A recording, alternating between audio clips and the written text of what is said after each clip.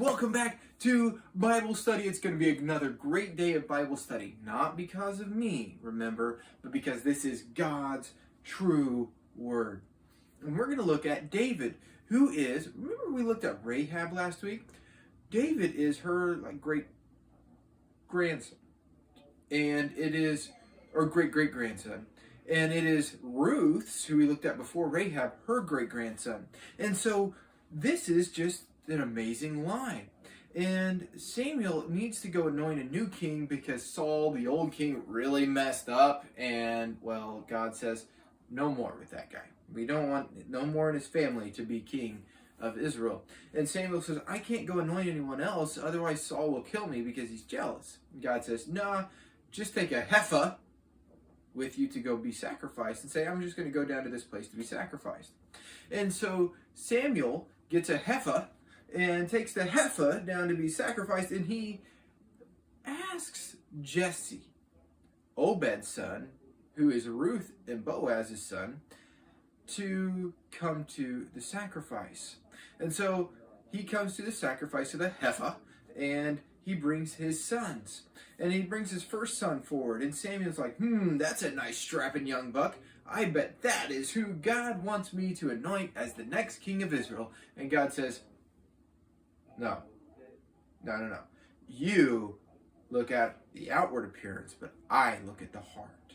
You see, God looks at who we are on the inside. God looks at who we are when we're alone, when we're together, but he looks at who we are genuinely as people, not what we look like.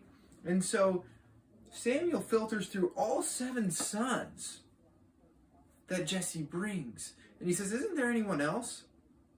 And he says, well, yeah, there's my son David who's out tending the sheep. You see, even when he's not being watched, David is tending sheep. He's doing his job.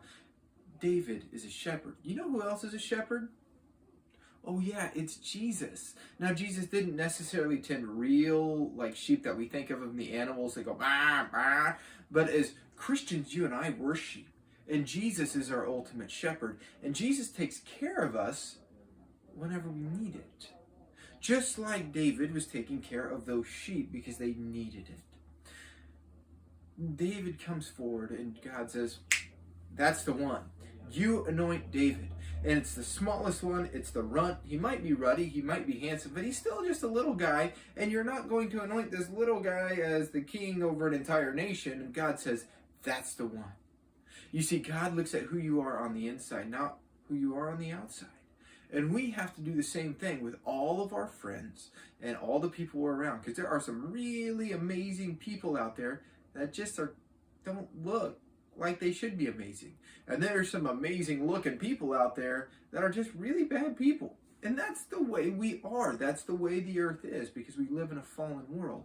So look at the inside and don't look at the outside, because God looks at the inside. Yeah, boys and girls, it is time for story time. And I want to tell you one wonderful story you all need to know about when it comes to looking at what's really there, not what you see. You see, there's an old African farmer, and this is supposedly even a true story. I don't know if it is or not. But he got tired of farming. And now here in America, we farm these cows and chickens that you might be hearing, or, anything like that. Maybe farm some corn and some soybeans and that type of deal. Over in Africa, I don't know exactly what they do, but he's probably tired of fighting off those lions and tigers.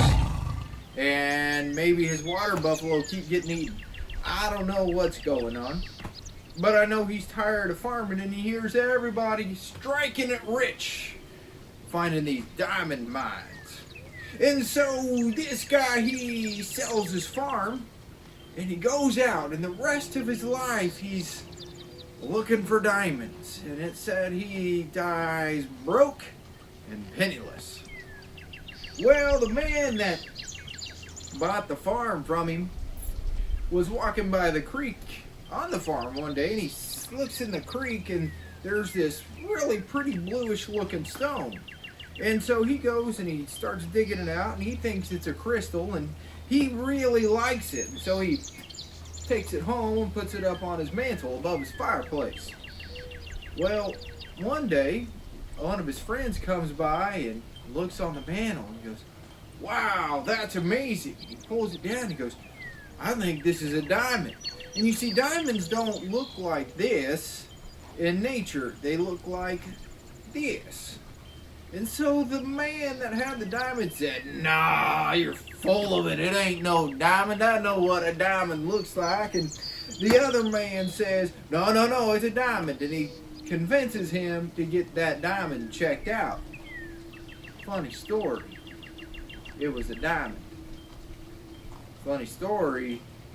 That farm the man sold to go looking for diamonds turned out to be one of the biggest diamond mines in all of Africa. It's amazing. So the moral of the story, boys and girls, amazing children all over this beautiful land we call home, America!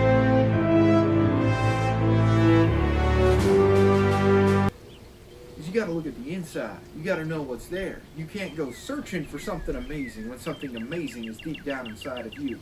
Just like God knew what amazing things David could do before he even did them. God knows the amazing things that you can do. God knows the amazing things your friends can do, or those people that you just don't like looking at.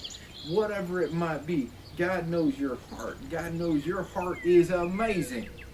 And it is wonderful. And God knows, just like David, one day you can grow up to do amazing things for this kingdom of heaven. We'll see you next time. Obey your moms and dads. Remember, awesome, wonderful Bible classes at 7 o'clock on Wednesday night right here at 2500 North Plum at the Eastwood Church of Christ. And another amazing Bible class at 9 a.m. Sunday morning at the Eastwood Church of Christ. Every single week. Obey your parents till we see you next time. Bye-bye.